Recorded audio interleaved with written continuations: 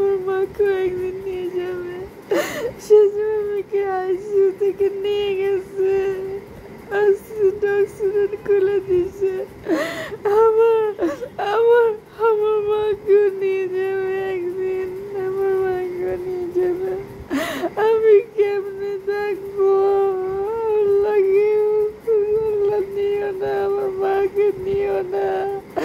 আমার আয়ুটা মাকে দাও, মাকে মারাইও, আমাকে দাও। মাকে আগে উঠে নিও না, আমাকে আগে উঠে নিও।